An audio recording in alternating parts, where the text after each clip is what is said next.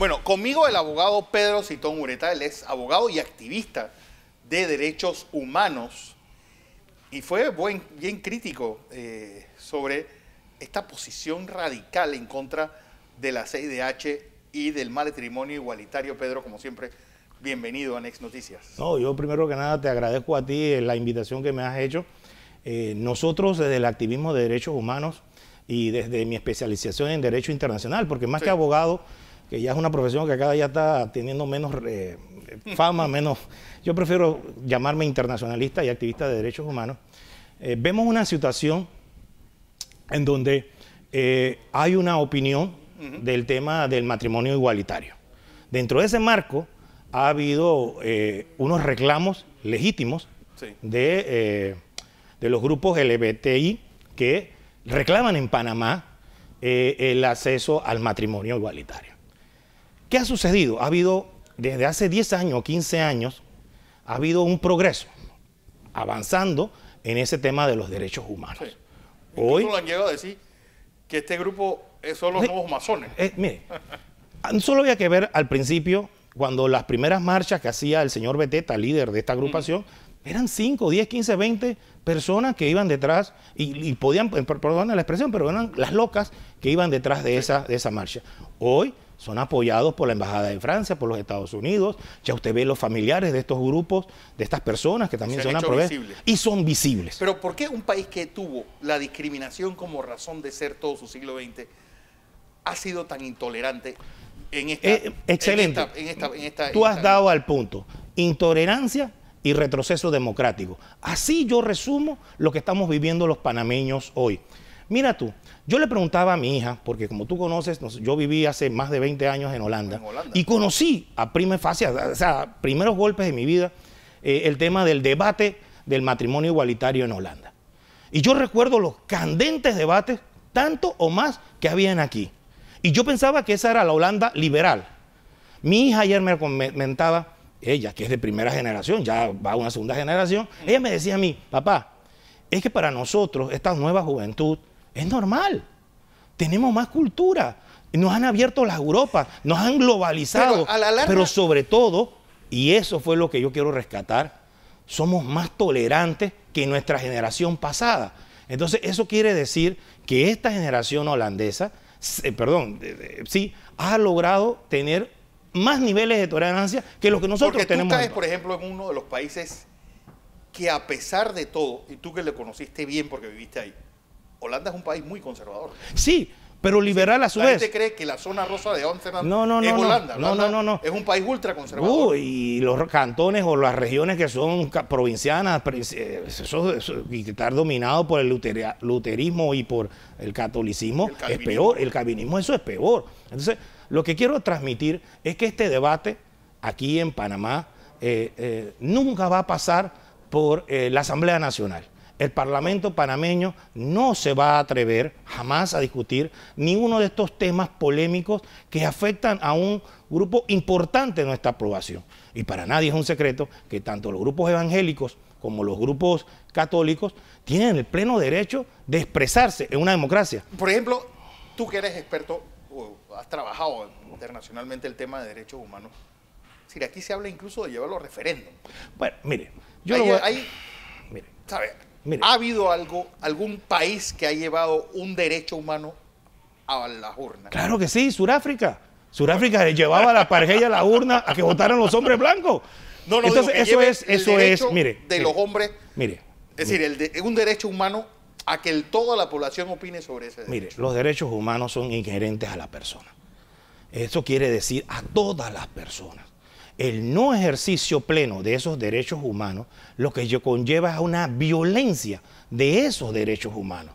Porque mire, si usted no puede ejercer sus derechos, como efectivamente en Panamá estos grupos no pueden ejercer sus derechos, entonces usted está violentándole los derechos a los mismos. Y es una violencia emotiva, es una violencia física, hay muchos grados de violencia. ¿Qué viene a ser la consulta que ha dado la Corte Interamericana de Derechos Humanos a Costa Rica? Hombre, aquí se ha querido dar sensación de que si es obligatoria o no es obligatoria. Eso es ver el dedo.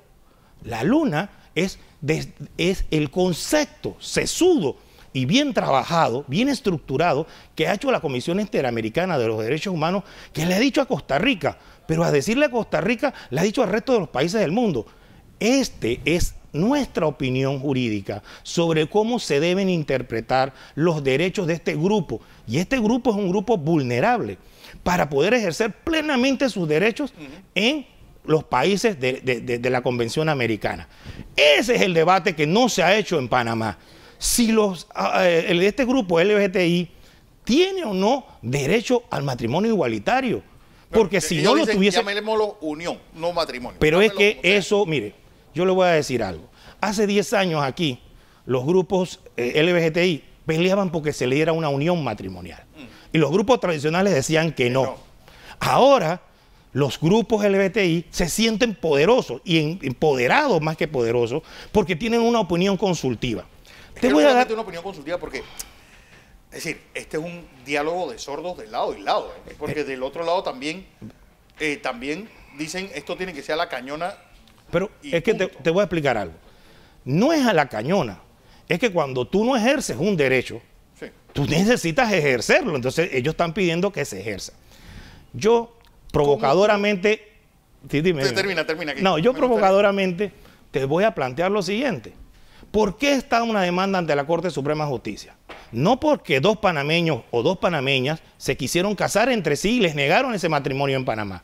Fue porque se casaron en el exterior o en una embajada aquí acreditada, un panameño y un extranjero, y quisieron inscribir el título, y quisieron inscribir el acta matrimonial, lo quisieron, y el Tribunal Electoral le dijo, no se puede. Enhorabuena entonces, que la señora vicepresidenta, y la felicito por eso, porque te voy a explicar algo muy importante. En Panamá no existe una ley que permita la aplicación directa ni de las sentencias ni de las opiniones consultivas de la Corte Interamericana de Derechos Humanos. ¿Qué quiere decir eso?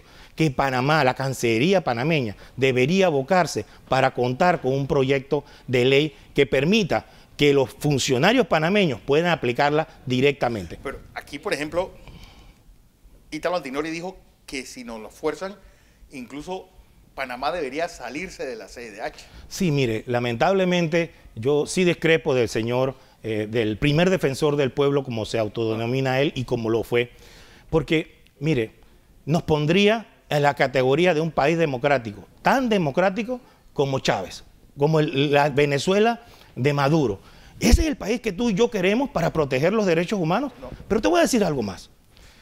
La Corte Interamericana de Derechos Humanos ha dado los derechos a personas que han reclamado aquí en Panamá y se les ha negado. Yo te voy a poner un ejemplo muy importante, el del Heredo Portugal. La Sala de Casación Penal negó abrir ese proceso para investigar a los delincuentes, a los que mataron y desaparecieron a Eliodoro Portugal. ¿Qué resultó? Cuando se le negó ese derecho, se fue a la sala, se fue a la comisión y luego a la Corte Interamericana y se logró una condena al Estado panameño. Se revocó la sentencia de casación penal. ¿Y qué dice nuestra Constitución al respecto? Los fallos de la Corte son finales, definitivos y obligatorios. ¿Por qué en ese caso no fue? Porque Panamá, cuando firmó y entró en vigencia la jurisdicción de la Corte Interamericana de Derechos Humanos, cedió su espacio, cedió soberanía judicial. Por ello, los panameños hemos podido también ganar casos como el de Santander Tristán, casos como el de las tierras ancestrales de los grupos indígenas de Panamá Este y Panamá Este. También ha logrado hacer el de Baena. Acuérdate que la Corte también declaró constitucional la destitución de estos trabajadores del IRRE. Y se logró entonces revocar esa decisión y darle. Si hemos avanzado en derechos humanos en 25 años, ¿cuál es la razón de ahora retirarnos de ese pacto, retirarnos de esa jurisdicción por un caso que no es nuestro agrado? No podemos ir entonces en contra del avance democrático que hemos tenido. Por ejemplo, obviamente toda acción tiene una reacción y uno de los casos más increíbles ha sido el de Costa Rica. Costa Rica, de buenas a primeras, después de ese fallo, pues estos grupos evangélicos se convirtieron en grupos de poder y grupos políticos con una opción importante de llegar a la presidencia de la República de Costa Rica con solamente una promesa de campaña, que no se acepte esa sugerencia de la CNE. Esa es la noticia. Tú como periodista tienes la noticia de que ganó la oposición evangélica. Yo tengo otra visión como activista de derechos humanos. 75% de la población costarricense votó en contra de esa propuesta. Y eso es mucho más importante, porque la Suiza centroamericana sigue demostrando, a pesar de sus carencias, de sus partidos políticos y de toda una serie de situaciones que podemos analizar en otro momento, de que a pesar de los pesares, sigue siendo un Estado que cree en la democracia y cree en los principios fundamentales de los derechos humanos. ¿Cómo se corta este nudo gordiano? Es decir, ¿va a venir por la Corte? ¿Va a venir por un fallo de la Corte Interamericana de obligatorio cumplimiento? ¿Vendrá por la propia inercia del Estado y del país? Yo le decía a usted que yo comparto la opinión, y muy pocas veces he compartido la opinión con la señora canciller y vicepresidenta, pero en esta ocasión la comparto plenamente.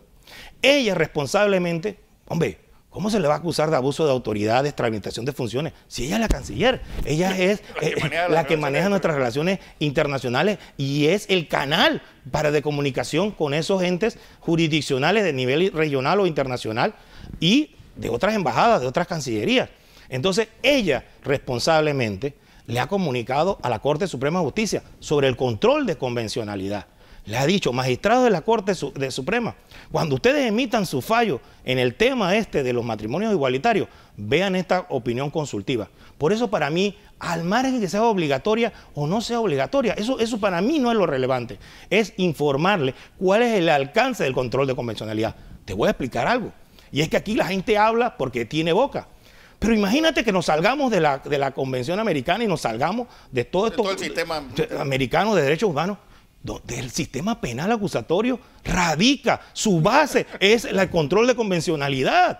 Entonces, por amor de Dios, seamos responsables cuando emitimos opiniones. Y más personas que ocuparon un alto cargo de derechos humanos en el pasado. Por eso a mí me satisface que gente como Rigoberto González, con el cual también he discrepado en más de una ocasión, Castillero Hoyos. Que no se puede poner en duda la capacidad intelectual. Mire, yo de Rigoberto González podemos estar en esquinas opuestas, pero nunca le he faltado el respeto, ni he considerado que es una persona que no tiene la capacidad. Él ha sido un hombre irrespetuoso. Jamás de su vida. Alfredo Castillero Hoyos, con el cual conversé hace 2 o 3 semanas atrás, también, mire, quizás podemos criticar cosas de Alfredo, pero esa posición que tiene del matrimonio igualitario me hace sentir que yo no soy un verso suelto, ni una paloma por ahí hablando locura.